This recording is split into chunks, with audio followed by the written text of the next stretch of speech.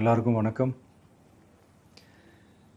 இந்திய அரசியல் சாசனம் நம்ம தமிழ்நாட்டில் இருக்கிற எல்லாருக்குமே கொடுத்துருக்கிற உரிமையில் ரொம்ப ரொம்ப முக்கியமானது ஓட்டிங் ரைட், வாக்குரிமை. ஒரு மனுஷன் உயிரோடு இருக்கான்றதுக்கு அடையாளமாக இருக்கிறதுல அவனோட ஓட்டுரிமை ரொம்ப முக்கியம். அதனால தான் voting is not only our right but also our life. ஒரு முக்கியமான விஷயத்தை பற்றி இப்போ நான் உங்ககிட்ட ஷேர் பண்ண போகிறேன். இது நான் ஃபஸ்ட்டு கேள்விப்பட்ட உடனே எனக்கே ரொம்ப ஷாக்கிங்காக தான் இருந்தது.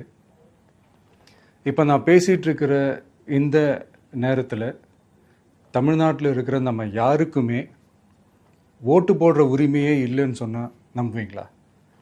நான் நீங்கள் உட்பட யாருக்குமே அது இல்லை. நான் பயமுறுத்துறேன்னு நினைக்காதீங்க, அதுதான் நிஜமும் கூட. கொஞ்சம் ஏமாந்தால் நம்மளை மாதிரியே இன்னும் லட்சக்கணக்கான பேருக்கும் இதே நிலைமை தான். ஓட்டு போடுற அந்த உரிமையே இல்லாத மாதிரி ஒரு நிலைமை வந்தாலும் வரலாம். இதுக்கு மெயின் ரீசன் அந்த எஸ்ஐஆர், ஸ்பெஷல் இன்டென்சிவ் ரிவிஷன், சிறப்பு தீவிர திருத்தம். இப்போது இந்த எஸ்ஐஆர் நம்ம தமிழ்நாட்டில் எப்படி ஒர்க் ஆக போகுது? கடந்த ஜனவரி மாதம் எடுத்த அந்த கணக்கெடுப்பில் 6,36,00,000 வாக்காளர்கள் நம்ம தமிழ்நாட்டில் இருக்கிறாங்க. ஆனால் அவங்க யாருக்குமே இந்த ஓட்டு போடுற உரிமையே இல்லை. அந்த பிஎல்ஓன்னு சொல்லுவாங்க, பூத் லெவல் ஆஃபீஸர்ஸ், வாக்குச்சாவடி நிலை அலுவலர். அவங்க தான் வீடு வீடாக போய் அந்த ஃபார்மை கொடுப்பாங்க. அதை நம்ம ஃபில்அப் பண்ணி கொடுக்கணும். அதை தேர்தல் ஆணையம் அதை எடுத்துகிட்டு போய் அதை ஸ்க்ரூட்டினைஸ் பண்ணி அது எல்லாமே கரெக்டாக இருக்கான்னு செக் பண்ணி பார்த்ததுக்கப்புறம் அந்த வாக்காளர் பட்டியலை வெளியிடுவாங்க. அந்த வாக்காளர் பட்டியலில் நம்ம பேர் இருக்கணும், அப்போ தான் நம்மளால் ஓட்டு போட முடியும். அந்த புது பட்டியல் வர்ற வரைக்கும் நம்ம வாக்காளர்களான்றது அது உறுதியே செய்ய முடியாது. இன்கேஸ் அந்த புது பட்டியலில் நம்ம பேர் இல்லைன்னா அது ஒரு தனி ப்ராசஸ், அது ஒரு தனி ஃபார்ம், அது ஒரு தனி கிளைம்ன்ற மாதிரி அது ஒரு வேறு வேலை. ஸோ இந்த மாதிரி நிறைய சிரமங்கள் குழப்பங்கள் இருக்கிறதுனால மக்களுக்கு இது மேலே ஒரு கன்ஃபியூஷன் ஒன்று இருக்குது. இது என்ன வெரிஃபிகேஷனா இல்லை ஒரு மறைமுக ரீரெஜிஸ்ட்ரேஷனா இல்லை இது ஒரு நியூ ரெஜிஸ்ட்ரேஷன் மாதிரியே தானா அப்படின்ற மாதிரி நிறைய கன்ஃபியூஷன் இருக்குது. அவங்க செய்ய வேண்டியதெல்லாம் ஒன்று தான். இந்த மாதிரி வீடு வீடாக போய் அந்த என்யூமரேஷன் ஃபார்ம் நம்ம ஃபில்அப் பண்ணி கொடுக்கும்போது அதுக்கான அக்னாலேஜ்மெண்ட்டை அந்த பிஎல்ஓ அந்த ஆஃபீஸர்கிட்ட இருந்து நீங்கள் வாங்கிக்கணும். அது ரொம்ப ரொம்ப முக்கியம். இது நான் சொல்கிறது வாக்காளர் பட்டியலில் ஆல்ரெடி உங்கள் பேர் இருக்கிறவங்களுக்கு நான் சொல்கிறேன்.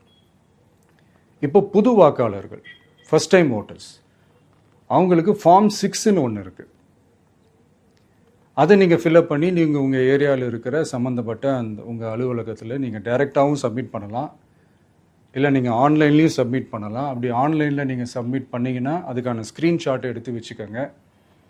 ஃபோனில் மெசேஜ் வரும், அதை சேவ் பண்ணி வச்சுக்கோங்க. அப்ராடில் இருக்கிறவங்க கூட அந்த எஸ்ஏஆர் ஃபார்மை டவுன்லோட் பண்ணி நீங்கள் அதை ஃபில்அப் பண்ணி சப்மிட் பண்ணலாம். அதுக்கான அக்னாலேஜ்மெண்ட்டை வாங்கி வச்சுக்கோங்க. ரொம்ப முக்கியமாக உங்களோட பிஎல்ஓ அந்த ஆஃபீஸர் யாருன்னு தெரிஞ்சு வச்சுக்கோங்க.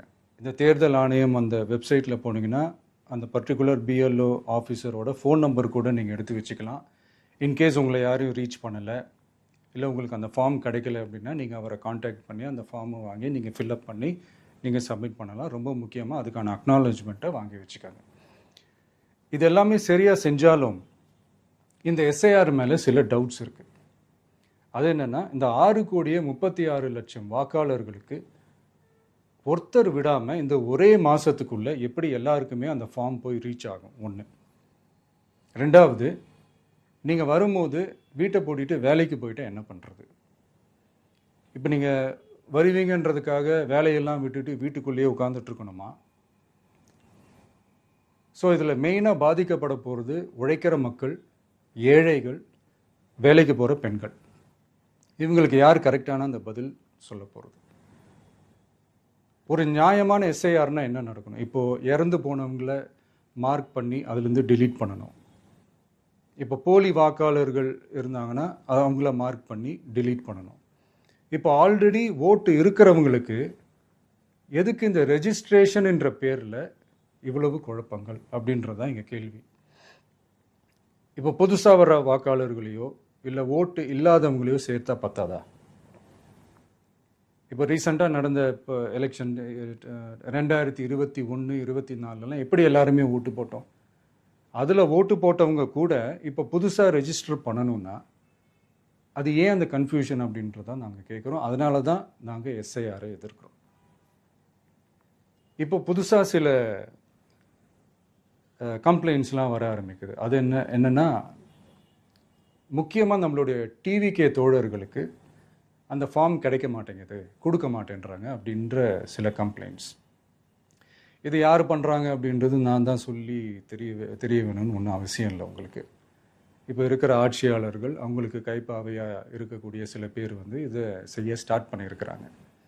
அதனால் மைடியர் வர்ச்சுவல் வாரியர்ஸ், இதை சாதாரணமாக எடுத்துக்காதீங்க. இது எல்லாருக்குமே அந்த ஃபார்ம் போய் ரீச் ஆகணும். இதில் ரொம்ப உறுதியாக இருங்க. அதையும் மீறி உங்களுக்கு அந்த ஃபார்ம் கிடைக்கலன்னா இருக்கவே இருக்கும் ஆன்லைன். தேர்தல் ஆணையம் அந்த வெப்சைட்டில் போய் அந்த ஃபார்மை டவுன்லோட் பண்ணி நீங்கள் ஃபில்அப் பண்ணி சப்மிட் பண்ணலாம். உங்கள் வீட்டில் இருக்கிறவங்களுக்கு நீங்கள் செஞ்சு கொடுங்க, பக்கத்து வீட்டில் இருக்கிறவங்களுக்கு செஞ்சு கொடுங்க, தெரிஞ்சவங்களுக்கு, தெரியாதவங்களுக்கு, பழகினவங்களுக்கு, பழகாதவங்களுக்கு எல்லாருக்குமே நீங்கள் தயவு செஞ்சு கொடுங்க. அண்ட் ரொம்ப முக்கியமாக நம்ம ஜென்சி கிட்ஸ், நம்ம ஃபஸ்ட் டைம் ஓட்டர்ஸ், நம்ம புது வாக்காளர்கள், நம்ம நண்பா நண்பிகள், அவங்க ரொம்ப கேர்ஃபுல்லாக இருக்கணும்.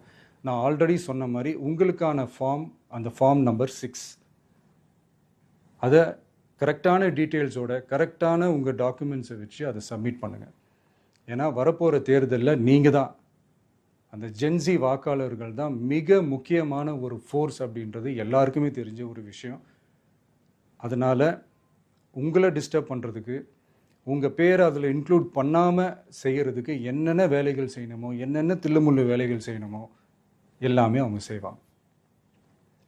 இது நமக்கு எல்லா திசையிலையும் எல்லா பிரச்சனைகள் கொடுத்துட்டு தானே இருக்கிறாங்க. அது டிஃபால்ட்டாக நடந்துட்டு தான் இருக்கும், அது ஒன்றும் பண்ண முடியாது. ஸோ அந்த மாதிரி ஓட்டு போடுற விஷயத்துலேயும் அவங்க என்ன உத்தரமராக மாறவா போகிறாங்க? இப்போ நான் சில மீட்டிங்ஸ்லலாம் ரிப்பீட்டடாக ஒரு விஷயம் நான் சொல்கிறேன்ல, 2 பேருக்கு நடுவில் தான் போட்டி அப்படின்ட்டு. அது மேடைக்கு மேடை அவங்க அதை ப்ரூவ் பண்ணிகிட்டு இருக்கிறாங்க.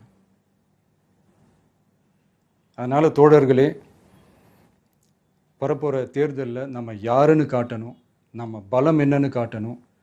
அதுக்காக அந்த பலமான, அந்த பவர்ஃபுல்லான ஆயுதத்தை நம்ம கையில் எடுக்கணும். அந்த ஆயுதம் வேறு எதுவுமே இல்லை, ஓட்டு, வாக்கு, ஜனநாயகம். அது இருந்தால் தான் நம்ம அந்த வெற்றியை நோக்கியே நம்மளால் பயணிக்க முடியும். தமிழ்நாடே அந்த வாக்குச்சாவடி முன்னாடி திரண்டு நிற்கணும். அதை பார்த்துட்டு தமிழ்நாடே தமிழக வெற்றி கழகமா இல்லை தமிழக வெற்றி கழகம் தான் தமிழ்நாடா அப்படின்ற மாதிரி இருக்கணும். வீடுன்னு ஒன்று இருந்தால் தான் ஓடு மாற்ற முடியும்னு அறிஞர் அண்ணா அவர்கள் சொல்லியிருக்கிறாங்க. அந்த மாதிரி ஓட்டுன்னு ஒன்று இருந்தால் தான் இந்த நாட்டையே காப்பாற்ற முடியும். அப்புறம் இன்னொரு முக்கியமான விஷயம், அந்த எனிமரேஷன் ஃபார்ம் நீங்கள் ஆன்லைனில் நீங்கள் ஃபில்அப் பண்ணும்போது அதில் ஒரு சில ப்ராப்ளம்ஸ் வர்றதுக்கு வாய்ப்பு இருக்குது. அது உங்களுடைய ஓட்டர் ஐடியில் இருக்கிற உங்கள் பேரும் ஆதார் கார்டில் இருக்கிற பேரும் அந்த ஸ்பெல்லிங், இனிஷியல்ஸ் எல்லாமே ஒரே மாதிரி இருந்தால் தான் அது அக்செப்ட் ஆகும், இல்லைன்னா அக்செப்ட் ஆகாது. அது கொஞ்சம் கேர்ஃபுல்லாக பண்ணுங்கள். அது கொஞ்சம் யூசர் ஃப்ரெண்ட்லியாக இருக்கலாமேன்னு கேட்டதுக்கு அதெல்லாம் முடியாது, அதுக்கெல்லாம் வாய்ப்பு இல்லை, அதுக்கெல்லாம் ஆளுங்க இல்லை, பண்ண முடியாதுன்னு ரிப்ளை பண்ணிட்டாங்க.